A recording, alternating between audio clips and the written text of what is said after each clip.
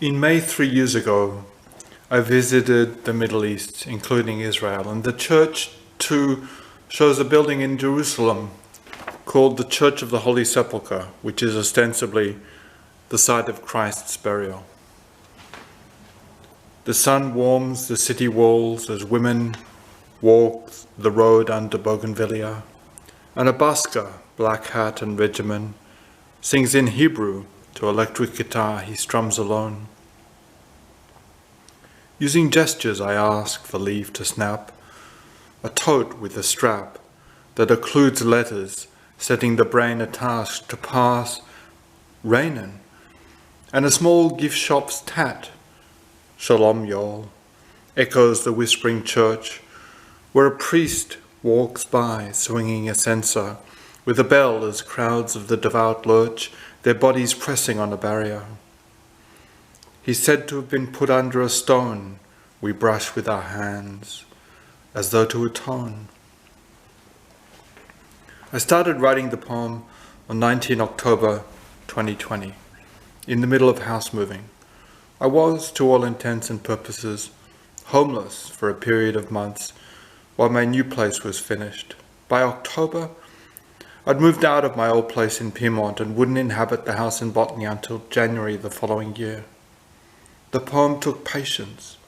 I did more work on 12 November 2020, then continued with edits on 11 and 20 March and 26 September 2021. So writing was delayed by about a year initially.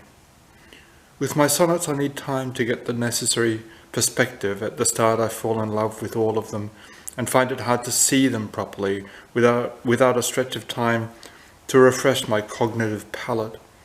Most of the poem was written at the first go, but refining it so that it flowed and made sense took time. It's not clear in this video, but the font I used for the poem is quite square, despite being a serif font, with heavy downstrokes and a blocky appearance. I wanted to use a contrasting color for the text, so chose a purpley blue to go with the gold of the background. The background was selected to complement the gold inside the church, which you can see in the central photo. This photo was given pride of place because the poem ends with a description that matches it. The church was built around 325 AD and attracts tons of visitors, as the photos show. The friend I went with accompanied me across the border from Jordan in a bus, and after Jerusalem we visited Istanbul. The next Paramontage I show will feature a building in that city.